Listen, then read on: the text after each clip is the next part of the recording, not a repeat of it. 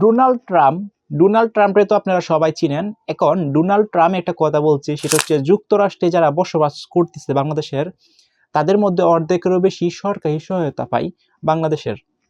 এখানে বলা আছে যুক্তরাষ্ট্রের বসবাসরত অর্ধেকের বেশি বাংলাদেশি পরিবার সরকারি সহায়তা নেন।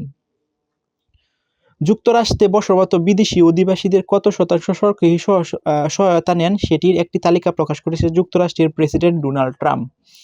সেখানে দেখা গেছে দেশটিতে যত বাংলাদেশি পরিবার থাকে তাদের 54%-এরও বেশি সহায়তা নেন, মানে 50%-এরও বেশি এখানে সহায়তা নিতেছে। এটা সরকারের যে সুযোগ সুবিধা আছে সেগুলো বুক করতেছে। স্থানীয় সময় রোববার 4 জানুয়ারি সামাজিক কল্যাণ ট্রুথ সোসাইটি 120টি দেশ ও আঞ্চলিক তালিকা প্রকাশ করেছে ট্রাম্প। সেখানে ভারত বাদে দক্ষিণ এশিয়ার সব দেশের নাম আছে। ভারতের নাম কেন রাখা হয়নি সেটি স্পষ্ট করে কোনো কিছু বলা হয়নি ওই প্রতিবেদনে। যুক্তরাষ্ট্রের অধিবাসীদের বিভিন্নভাবে সহায়তা করে থাকে। এর মধ্যে খাদ্য, সরকারি স্বাস্থ্য এবং ঘর ভাড়ার জন্য সরকারি সহায়তা দেন। এর মধ্যে সবচেয়ে বেশি 81.4% সহায়তা নেয় ভুটানের অভিবাসী পরিবারগুলো। দ্বিতীয় সর্বোচ্চ ইয়েমে 75.2%, আর তৃতীয় সর্বোচ্চ 71.9% সোমালিয়া অধিবাসী পরিবারগুলো সহযোগিতা নেয়।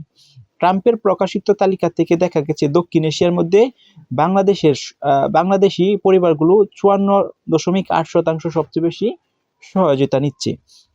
দক্ষিণ এশিয়ার মধ্যে দেশগুলোর মধ্যে আফগানিস্তান হচ্ছে 68, নেপাল 34, পাকিস্তান 40।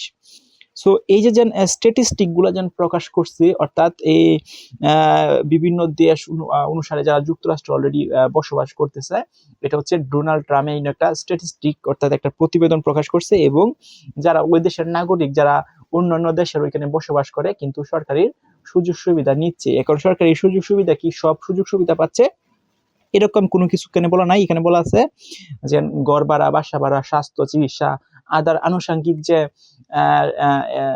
সরকারের যে সহযোগিতা থাকে বা সেইগুলাই নিচ্ছে। কিন্তু একটা দেশের আপনি যদি নাগরিকত্ব বা অর্জন করেন, তাহলে দেখবেন ওই দেশের যে গভর্নমেন্ট কথিত যতগুলা অধিকার আছে, মৌলিক অধিকার বলেন বা আদার্স যত অধিকার আছে, সবগুলো অধিকার আপনি ভোগ করতে পারবেন। এই যে বাংলাদেশে যদি আপনি বাস করেন, বাংলাদেশের আপনার অনেকগুলো অধিকার আছে, সেটা হচ্ছে মৌলিক অধিকারও আছে এটার সাথে, এবং মৌলিক অধিকার ছাড়াও আরো অনেক অধিকার আছে যদি আপনি একজন বাংলাদেশের নাগরিক হয়ে থাকেন। তেমনি অন্যান্য দেশেরও যারা নাগরিক আছে তারা সরকার কর্তৃক অনেক সুযোগ সুবিধা বা অপরচুনিটি পায়।